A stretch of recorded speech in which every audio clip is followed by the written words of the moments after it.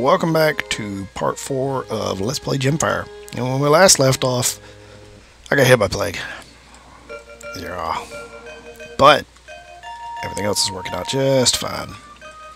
At least 1 and 3 didn't get hit because I have plans for them. Let's see what 6 is doing. 6 is not really building up. What about 7? 7 is not building up that much. Looks like Garth's going to hit 7 again. I'm really more concerned about these two provinces down here, especially Tyrion. I'm going to try something, and I don't know if it's going to work, but I'm going to try it anyways. I'm actually going to see if I can get a defection off on Tyrion. And he did. He accepted. Outstanding. So that's great. That means I now have Province 11, 5, and 4. That's great. That is just super. What's he got for a 5th unit? Ulug has. Alright, we'll leave him with that. That's good. That is really good that we just got her met.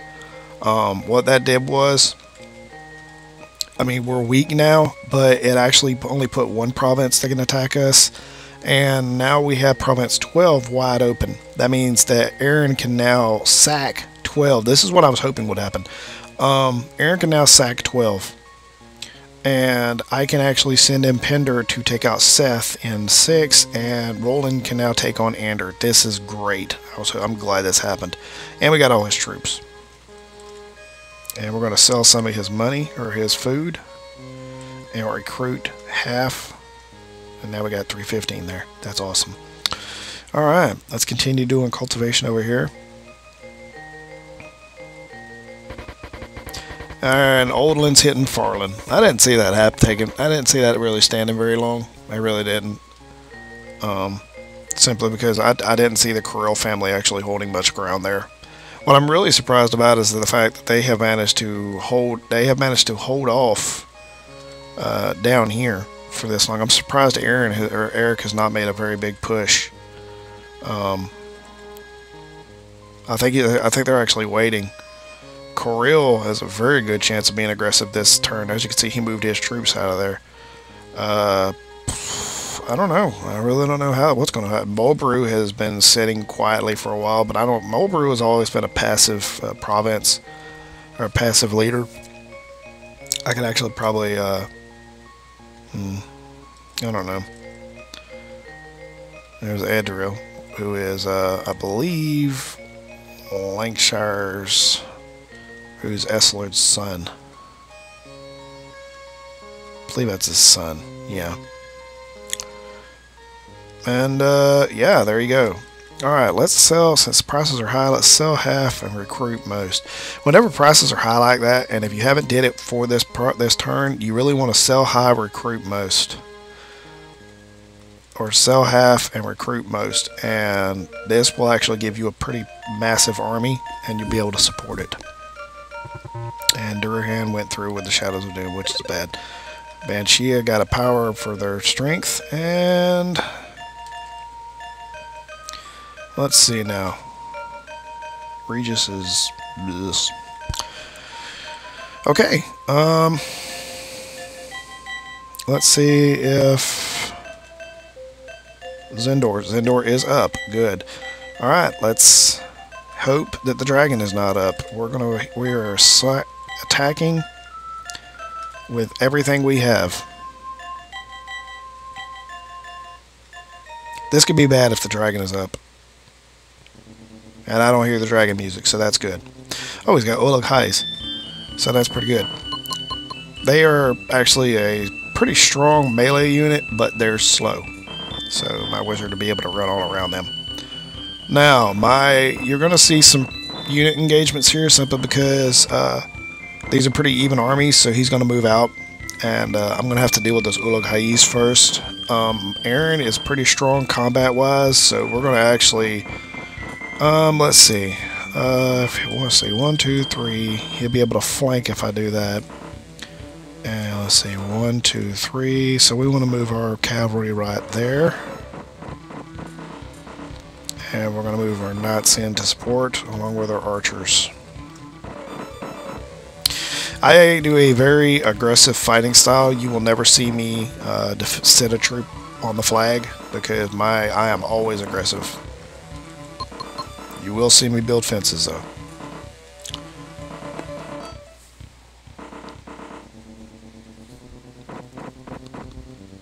Yeah, he's doing what I thought. Oh, well, no, he's not. I actually expected him to go north. Alright. I'm going to push my cavalry up.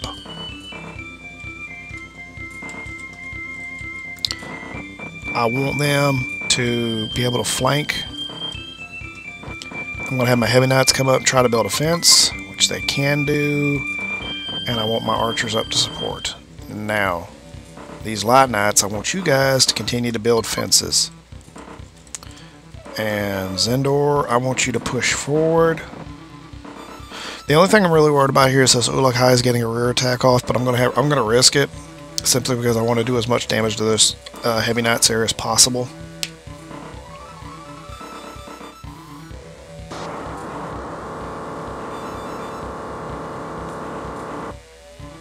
I almost sacked him. That was pretty good. That was worth it. Okay, let's end this turn. I expect his Ulugahais to move forward. Light Knights are actually going to move there. Yep, there goes the Ulugahais. Cavalry is probably going to move up. No, they're going to engage my wizard. Interesting. This will hurt them probably more than it'll hurt him, since it's front. Yeah, that hurt bad. I don't know why he did that. AI is not too bright. Alright, now, this actually set me up perfectly. Alright, I want my archers to come in for flank on his archers.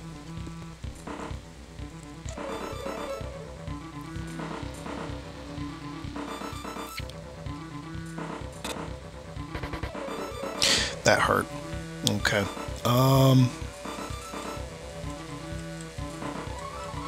I want my knights to move down, and they're going to start building fences down here. And I want my heavy knights to assault frontal. Heavy knights are good for frontal attacks. They're very good defensive units. They're good for frontal attacks. And as you can see, they did fairly well there. Alright, now, he's got 3 heavy knights, or heavy knights there, 33 cavalry. Alright, here's what I'm going to do. I'm actually going to move my cav down to here, and I'm going to use Zendor to start doing rear attacks on his Ulugahais.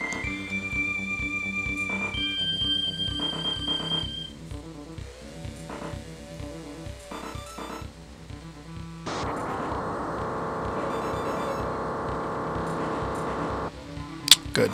That actually wiped him up by half. That's good. Alright, let's skip to the next turn. He's got a lot of food here. So, in reality, what I want to do is... Oh, yeah, he's going to pull back now. Of course. Now I can just wipe out everything he's got.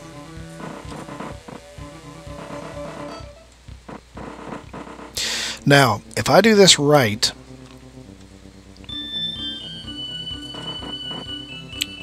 I should be able to completely slaughter his entire army, which is good.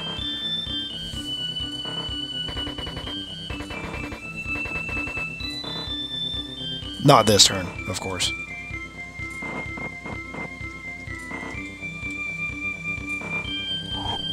He's in full retreat though, so they're just probably going to try to sit it out, which that's not going to happen because I've just got too much more. I've got more troops than he does. He could outlast me food-wise, which this is kind of what the computer does when it knows that it's going to lose. It starts doing what I like to call the "Oh my God, let's run for the hills" tactic. Which is they try to sit back on their province and what food stores they have and just wait you out, which never really happens. We're going to speed this fight along a little bit.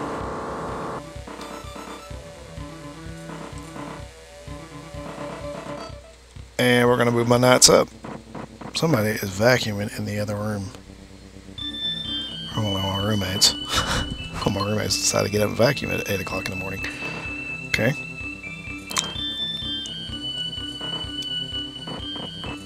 Yeah, he is running.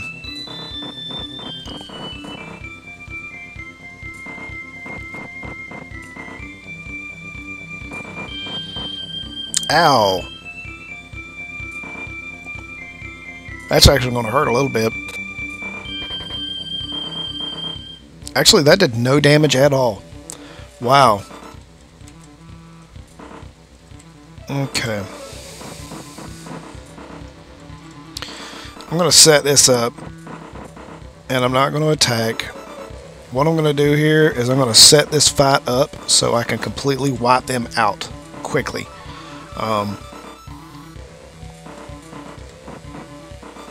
I want to get rid of that 5th unit though. That's a given. The way I'm going to set this up is I want to be able to wipe him out in one turn. That way I can completely decimate his forces and he can't retreat with anything. And the reason I want to do that is because I want all that food that he's got there, and if he retreats, he'll take it with him. I don't want that. I want all that food and all the resources he has on this province. So if I capture him and wipe him out completely, then I'll be in good shape.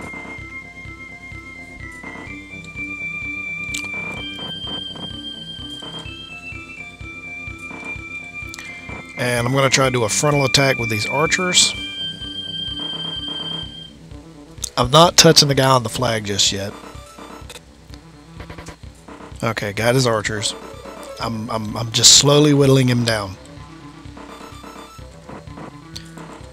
And I want to leave him enough troops that he can see what he's got and say, oh, well, I can defend this still. I want to fake the AI out, basically.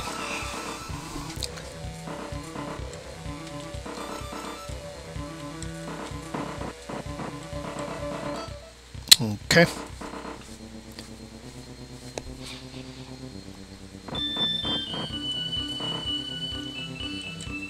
Although we're going to move my archers up, and I'm not going to move anything else until, well, actually, we're going to move him up. Move him up.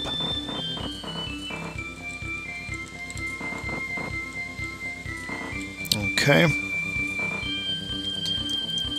Now, this turn, if this works out how I want it to. Alright, I want my knights to come in and kill off his heavy knights.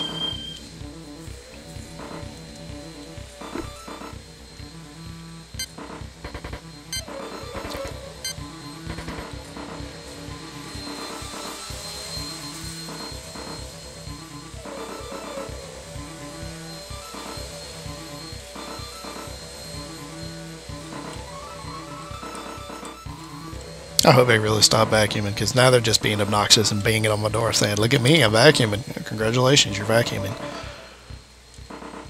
I hate my roommate sometimes.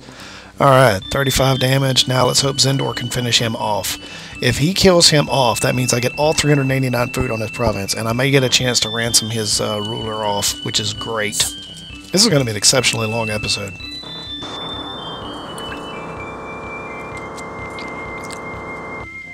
Outstanding. We completely decimated his forces. Great. Means we get all that food. And we captured the province, and we captured the leader because he had no troops to flee with. Now, whenever you do something like this, you really want to go for whatever is the most cost-effective thing you can get off of them. Gold is cost-effective, but food is more cost-effective, so we're going to ransom him for food. And we got 12. Good.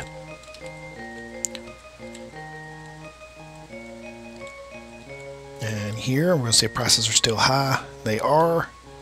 So we're going to continue to do protection. Filler provinces, all they literally do is they play the market and earn as much money as possible. Eslert's hitting Farland. And you're probably wondering why I didn't put a vassal on 5. Not doing that quite yet because I want to see if it'll get a... there goes Garth again. Hopefully it doesn't get captured this time. Yep, he got captured again. Well, he's having really bad luck with that. Okay. Pender, what are you looking like on 6? We'll give him one more turn before I hit 6. Actually, let's sack 6 now, since, and we'll use the pasta. Since 7 attacked, there's 8 burned up, 7's with the wizard for 7, so this will actually be one-sided. Very one-sided. Really, I want to wipe out Ander because I want his wizard, and then I'll just clean out Garth, so it'll give me a third wizard.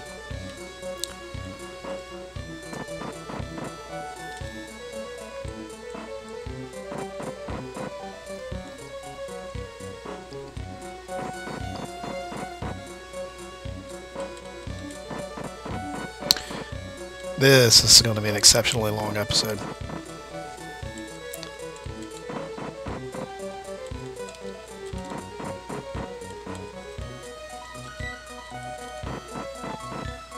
Now the pasta can move two spaces, but he can only attack one. So he can attack to his side. Oh, why did you do that? That was so stupid.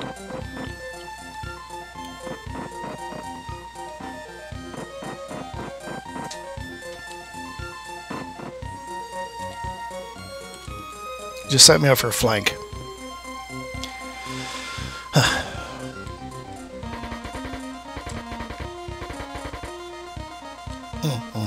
That was a bad idea on his part. Okay, now, here comes an interesting tactic I'm going to use. I'm going to try to actually do a fencing maneuver right there, so that way it'll save that guy from a flank, and it'll also force the computer to... I want him to come in here.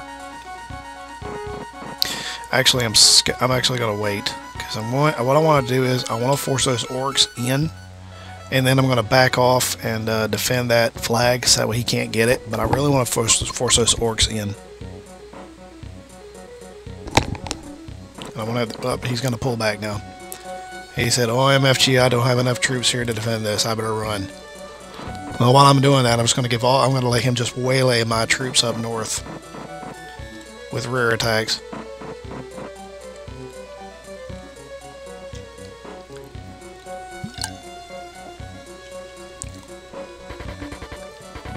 We may make year 1 by today.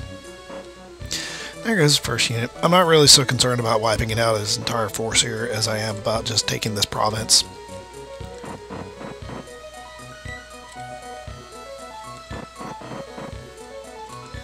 Break that. Couldn't break it. Try to break it with those archers. Okay.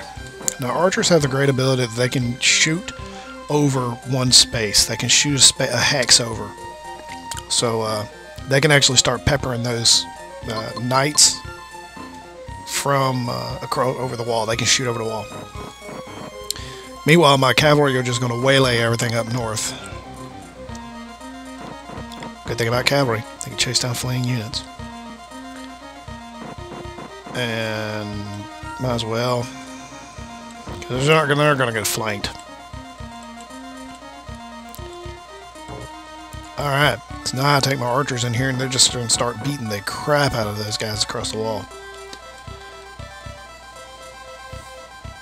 All range units can attack over a wall. So anything like wizards that have a range attack, they can attack over a wall, which makes them very beneficial to a force, simply because they can actually start wearing down troops inside of castle.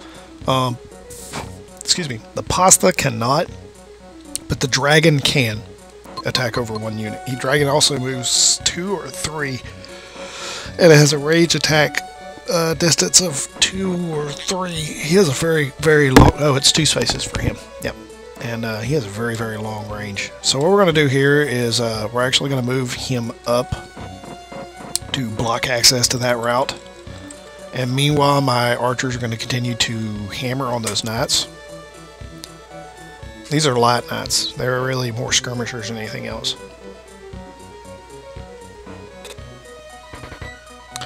Okay, now he has nobody sitting on his flag, which means he will move somebody to park them on that flag. More likely it'll be the heavy knights. I'm going to continue to move my pasta in. And just have everybody else play rear guard. So I don't want to sacrifice. I'll only get this pasta for 1 more round, so I really don't want to waste any troops. I want to use the pasta now as much as possible, simply because the pasta does not will not get troops back. Ow, this is going to hurt. He won't get troops back, and I will never see him again after this fight unless I get a new one. So, water dragons are great as shock troops, but otherwise they're just... And you'll see why as I do a rear attack on this orcs. This might wipe these orcs out. Pastas are that strong.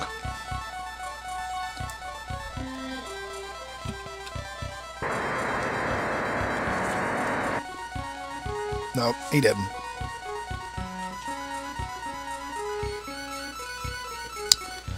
Alright, meanwhile, continue to attack with the archers. Now here's an interesting situation. I could actually rush my cav in there and hit his knights. But there's a good chance that the archers will move up and the orcs will be able to come in. So we're just going to back these knights off and let them sit this out. I really don't want to waste any more troops than I have.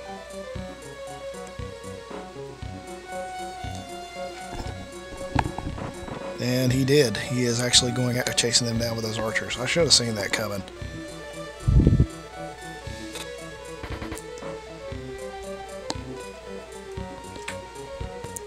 Which means he'll move those orcs in. It's alright though, I'll get another rear attack off.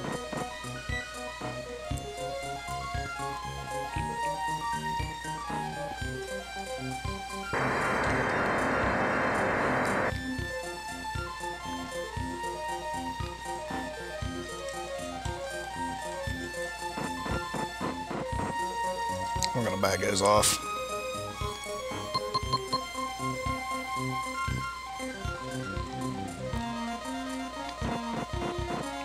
He is really, really diligent with those archers. He is wanting to just wear those cav down. This might wipe them out. Yep, good. It did. Alright, let's see here. Now I can use my pasta, I believe, to go attack those archers. Which I believe we're going to do that. We're going to go try to wipe him out. Another scenario where I get 302 food for free. This might actually kill them. Yep, good. Alright, we got all the food on this province. That's great. But Seth retreated. Did we get all the food on that province? No, we didn't. He managed to flee with it. Okay. So what does that mean? That means that we need to attack here, but we don't have a 5th unit. So we're going to have to hire a 5th unit. And the only thing available is a bugbear. What does he have? He don't have a 5th unit. Hopefully he don't sack too. Alright. We're going to have to hire that bugbear.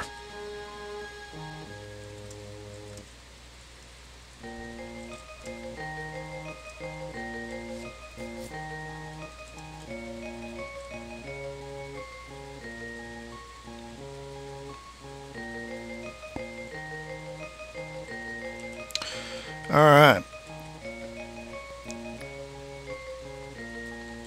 Alright, let's put some lords on these provinces on 5. I want Anselm to be up there, because Anselm's pretty much a puss. And we're going to take a look at 18 real quick. I hate fighting Gillig. He's a very strong warrior, but he's on a back province, which is nice. Lauren may defect. That'd be nice if he did. Nicolay will, with a quickness. Carla won't. A drill won't. Lean will. He's pretty cowardly. 326 right there. Francis will. Francis is a pretty petty ruler. And he has run out of vassals. Okay. Alright, in the meantime, let's build up province loyalty. Yeah, we're going to send some gold over here. And continue to work on protection and cultivation here. And that is wintertime. Hopefully we don't get hit by a plague again. And we did. But that's okay, because he got a buff. Okay, that is going to actually end this turn, which was actually a long turn. And we're in turn 4 of December, and that's it for this episode of Let's Play Gemfire. We'll see you guys next time.